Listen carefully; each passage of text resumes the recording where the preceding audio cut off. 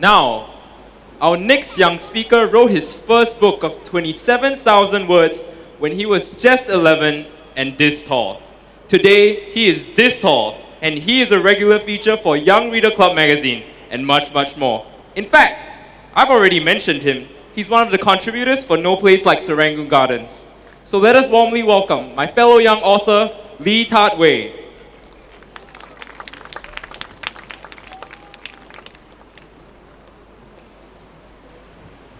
Good evening, ladies and gentlemen.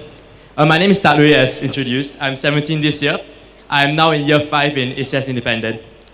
So just to introduce myself a bit, I participated in the Young Author Awards when I was P5, so that's like 6 years ago. And yes, I'm very privileged to be here today to share about my experiences on writing this book. But I think first I want to talk to the finalists today, because today is about you. So I just want to encourage you guys, regardless of whether you win today or take home a prize today or not, your writing journey only starts here.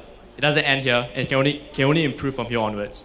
So yes, by being here, you have shown some form of passion for writing, and your literary merit has been affirmed by the fact that you're sitting here as a finalist. So don't give up and continue writing. So basically, to go on to what I'm here to share today, on heritage journeys, no place like Serangoon Gardens. Honestly, when I first started out this project, it was with a neutral attitude. I wasn't really excited for it. Why? Because I thought that this book would be something about big picture, something about Singapore, because it's Singapore's 50th year. So I thought it would be something about like Singapore's heritage. But during the first meeting, I remember it was at a clubhouse in Serangoon Gardens, and I entered the room, and flashed on the whiteboard was Serangoon Gardens and then the various aspects we wanted to cover. So I was a bit apprehensive in the sense that I was wondering why we wanted to cover Serangoon Gardens specifically. Like, why not cover Singapore? And don't get me wrong, I love my country. I was taught and programmed to appreciate our nation via our national education. But because of that, because of national education, my appreciation for my country was limited to this hardly malicious, but perhaps ignorant words of thanks that was in itself quite hollow in emotion. Because I appreciated my country, I was patriotic, but I didn't know why. And honestly, this book project taught me all about that. So what it was like at first, as I shared, I wondered why it was about Serangoon Gardens specifically. But I remember the first time we went down to the neighborhood itself, I think Mabel was there to bring us on the tour and give us a history of the place. And I still remember that it was really hot, I was really sweaty, and the day was sweltering hot, so I actually didn't like it at first. But as we walked along the neighborhood, we got to talk to people, we learned about history. I started to get more excited because I realized that there was so much depth in the neighborhood. There was so much things that I could learn about in the neighborhood that I didn't think I could. So in this book, I covered basically 3 aspects. I talked to 5 people.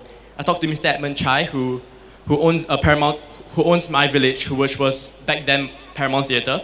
I talked to Mr. Aru Subramaniam, who is a resident at Serangoon Gardens. He was once a national hockey player for Singapore. I talked to Mr. Jason Koh, who runs Garden Street Kway Chap at the Serangoon Gardens Garden Food and Market Place. I talked to Mr. Tam Yap Tiong, who is here today, from Rolina Curry Puffs. I talked to Mr. Lee Chin Soo and Mr. Stephen Tan from Pao Sing Chicken. So I learned a lot from them. From Mr. Edmund Chai, I learned about his childhood in Serangoon Gardens. And honestly, when I first had an interview with him, it started out as a normal, monotonous interview, honestly, like, what was the childhood like and stuff, but it progressed to something more meaningful and emotional and more deep. Because as he described his childhood, he described sneaking into theatres and watching movies with his brother. He talked about going home after school. And I really felt the emotion in it, because for me, Serangoon Gardens was a book project, but for people like him, for people who lived there, Serangoon Gardens was their life, it was their culture, it was their history. And so I learned a lot about that from him, from Paramount Theatre, because back then it was a theatre, but as Singapore modernized, as Serangoon Gardens modernized, the building itself became obsolete, and now it's my village. And honestly, I had to go to Serangoon Gardens a few times because of the book project. And I went to my village and sat there and drank coffee, did my work. And I realized that the atmosphere in my village and places like Ion Orchard is completely different. Like, people go to Orchard to like party, to like talk loud and stuff. But when you go to my village, you really see families there bonding. You see people talking to each other, meaningful conversations, not just shouting for no reason. Then it's quite interesting as you sit there, you observe your surroundings. You realize that Serangoon Gardens is so much more than just food places. There's actually a heart to it. There's actually a living, breathing soul underneath the community and the culture in it. So the next person I talked to was Mr. Aru Subramaniam. He was a national hockey player for Singapore back in the 1970s and 60s, I think. So what I learned from him was he was super jovial. He was extremely animated in how he described his sporting career. He talked about that final penalty score that he had in the finals against Malaysia. He talked about his training overseas. He talked about his journey as an umpire for hockey.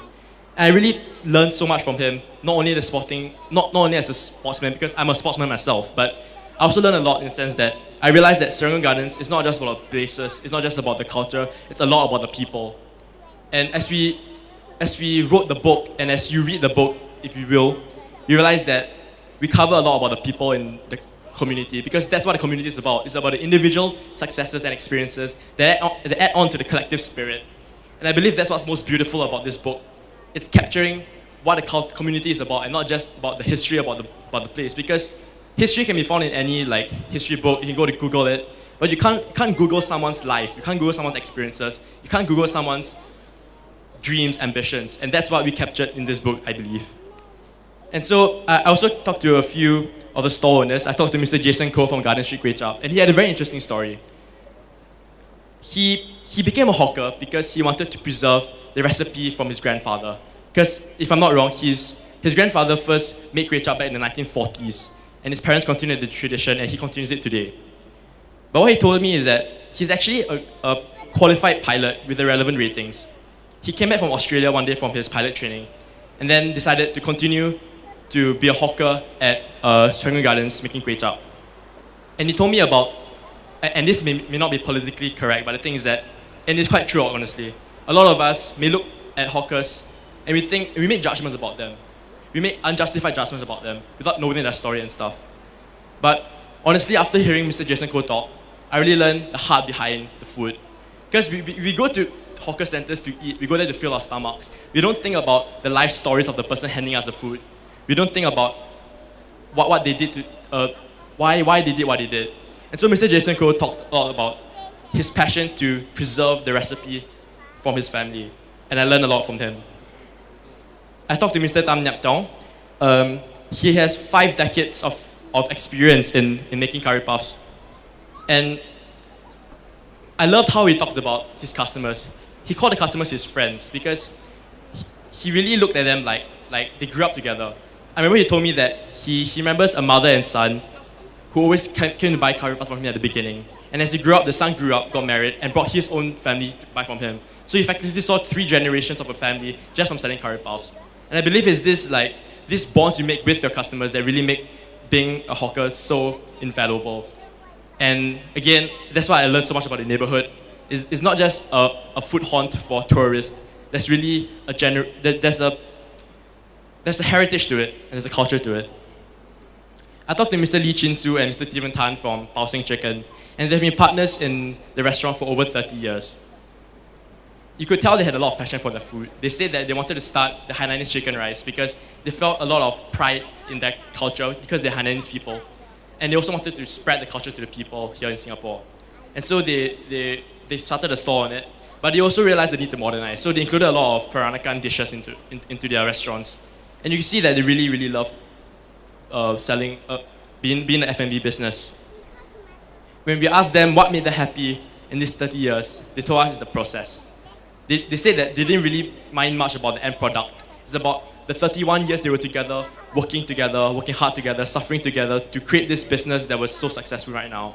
And it's the fact that they were doing something they loved that was so important to them. Honestly, these stories themselves are quite touching already. But the fact that is, we weave together these individual stories into this book, and we add on to the canon of Singapore literature. And that's so important. Like I said at the beginning, I had a bit of grievances because of the fact that I thought the book scope was too narrow. Serangoon Gardens, why Serangoon Gardens? Why not Ang Mo Kio? Why not Tampines? Why not Yishun? Why Serangoon Gardens? I realized it's not really the specific place it is. It's about the people in it. I mean, we always say to love Singapore, love your country, love your history, be proud of your nation, but it's such an abstract idea. How do you be proud of your nation? Why do you love your country? And it's when we go into these specific things, when we look at the neighborhood, we look at the people, we look at the history of the neighborhood, that we really see how Singapore has grown, what Singapore has done for us, what we have done to Singapore. And that's when we really, really love when we know that we really love the nation. Because Singapore's story is not just about our journey from Merdeka to Marina Bay Sands. Our story is hidden in the little pit stops between these milestones. It's not just about the political milestones in our history. It's about playing catching in the void deck. It's about meeting your first love in a coffee place. It's about catching spiders and making them fight. Without all these little stories, Singapore's history will only highlight times of turmoil and strife. The most crucial part of appreciating our past is celebrating its happiness. And as we trudge on forward with the nation, and as skyscrapers grow taller and cast its modern shadows over the Angsali houses, Angsali's houses are rampant in Serangoon Gardens, we will forget our past. It's inevitable. We won't remember every single thing of our history. But I think that's why this book is so important. Because this book seeks to capture and immortalize something of our history. It may start at Serangoon Gardens, but perhaps it will go on to a systematic marathon around Singapore. It may go on to Marsiling, it may go on to Eunos, it may go on to Bukit Batok.